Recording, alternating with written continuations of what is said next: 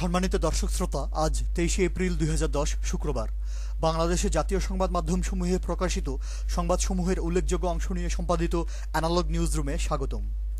যে কোনো মূল্যে ভোলা 3 আসনে পুনর্নির্বাচনের ফলাফল নিজেদের ঘরে তুলতে মরিয়া হয়ে উঠেছে ক্ষমতাসীন আওয়ামী লীগ। দলীয় ক্যাডার বাহিনীর পাশাপাশি পূর্ব থেকে ঢেলে সাজানো আওয়ামীপন্থী প্রশাসনকে ব্যবহার করে সর্বোচ্চ সুবিধা আদায় করে নিচ্ছে ক্ষমতাসীন দলের প্রার্থী। বাড়িয়ে দেয়া হয়েছে বিরোধী দলীয় নেতাকর্মীদের উপর সহিংসতার মাত্রা। বিএনপি প্রার্থীর বারবার দাবি সত্ত্বেও নির্বাচনী তদারকিতে সেনাবাহিনী মোতায়েন না করার সুবিধা আদায় করে নিচ্ছে আওয়ামী লীগ ক্যাডাররা। ক্ষমতাসীন দলের বহিরাগত লোকজন বিনা বাধায় তৎপরতা চালিয়ে যাচ্ছে লালমোহন এবং তজুমুদ্দিনে। প্রক্ষান্তরে বিএনপির কেন্দ্রীয় নেতারা র্যাবের বাধায় যেতে পারেনি নির্বাচনী এলাকায়। বিরোধী দলীয় প্রার্থীর নেতাকর্মীদের উপর অব্যাহত হামলা, বাড়িঘরে ভাঙচুর, লুটপাট এবং অগ্নিসংযোগের ঘটনায় সংবাদ করেছে আমাদের সংগৃহীত 14টি পত্রিকার সবগুলোই। পুলিশ এবং সরকারদলীয় ক্যাডারদের হামলায় রাজধানীর বিভিন্ন স্থানে পণ্ড হয়ে গেছে বিদ্যুৎ, গ্যাস ও পানির দাবিতে বিরোধী দল আয়োজিত প্রতিবাদ কর্মসূচি।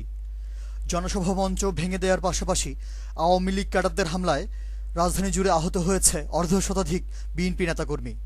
এ প্রসঙ্গে ছবি ও সংবাদ ছেপেছে সমকাল, জয়দিন, কালের কণ্ঠ, মানবজমিন, ভোরের কাগজ, প্রথম আলো, যুগান্তর, নয়াদিগন্ত, আমার দেশ এবং ইত্তেফাক। আওয়ামীপন্থী পত্রিকা হিসেবে পরিচিত দৈনিক ভোরের কাগজের প্রথম পাতায় নিয়ন্ত্রণহীন ছাত্রলীগ, আধিপত্য বিস্তারের দ্বন্দ্ব, অবরোধ ও খুনের রাজনীতি শিরোনামে পৃথক 3টি প্রতিবেদন এসেছে। তাছাড়া ছাত্রলীগের অবরোধে চট্টগ্রাম বিশ্ববিদ্যালয়ে অচলাবস্থায় সম্পাদকীয় করেছে পত্রিকাটি। একক আধিপত্য বিস্তারের সংঘাতে ঢাকা মেডিকেল কলেজ ছাত্রাবাসে আওয়ামী ছাত্রলীগের 2 গ্রুপের পাল্টাপাল্টি সংঘর্ষ এবং বামপন্থী সংগঠন তেল গ্যাস বন্দর রক্ষা কমিটির শান্তিপূর্ণ কর্মসূচিতে ছাত্রলীগ ক্যাডারদের হামলার সংবাদ ছেপেছে প্রথম আলো, যুগান্তর, নয়াদিগন্ত ও আমার দেশ। সারা দেশে ছাত্রলীগ নেতাকর্মীদের অপকর্মে অতিষ্ঠ হয়ে সংগঠনটির সাবেক কেন্দ্রীয় নেতা এবং আওয়ামী লীগের প্রেসিডিয়াম সদস্য ওবায়দুল কাদের দ্রুত বিচার ট্রাইব্যুনালে বিচার করার প্রস্তাব দেওয়ার খবর।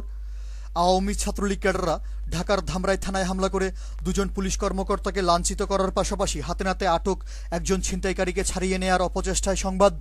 চট্টগ্রামে একটি বেসরকারি টেলিফোন কোম্পানির কনসার্ট ছাত্রলীগের হামলায় পণ্ড হয়ে যাওয়ার খবর এবং রাজশাহী প্রকৌশল ও প্রযুক্তি বিশ্ববিদ্যালয়ে ছাত্রলীগের 2 গ্রুপের হামলা পাল্টা হামলা ও সড়ক অবরোধের সংবাদ এসেছে bdnews24.com, শীর্ষ নিউজ, মানবজমিন, যুগান্তর, সমকাল, জয়দিন, প্রথম আলো, আমার দেশ এবং কালের কণ্ঠে।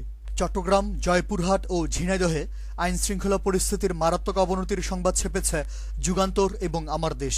বিভাগীয় নগরী রাজশাহীতে আওয়ামী যুবলীগ নেতা প্রতিবন্ধী স্কুলের ভবন জোরপূর্বক অবৈধভাবে দখল করে নেয়ার খবর এবং ঢাকার কেরানীগঞ্জে দখলবাজির দ্বন্দ্বে ক্ষমতাসীনদের 2 গ্রুপের রক্তক্ষয়ী সংঘর্ষের সংবাদ ছেপেছে আমার দেশ, সমকাল ও কালের কণ্ঠ। মহাজোট নেতা নাসিম ওসমান নারায়ণগঞ্জের সাংবাদিকদেরকে হুমকি দেওয়ার খবর এবং নেত্রকোনায় একটি জাতীয় দৈনিকের সাংবাদিকের উপর সরকারদলীয় ক্যাডারদের হামলার প্রতিবাদে গণমাধ্যম কর্মীরা বিক্ষোভ প্রদর্শনের সংবাদ ছেপেছে যুগান্তর, মানবজমিন ও নয়াদিগন্ত। অশান্ত জনপদ পার্বত্য রাঙ্গামাটি থেকে গ্রেনেড ও রকেট লঞ্চার সহ বিপুল পরিমাণ গোলাবারুদ উদ্ধার হওয়ার সংবাদ এসেছে শীর্ষ নিউজ, bdnews24.com, যুগান্তর এবং প্রথম আলোতে। অ্যানালগ নিউজ আজ এ পর্যন্তই। পরবর্তী নিউজ শোনার আমন্ত্রণ জানিয়ে আজকের মতো বিদায়। ধন্যবাদ।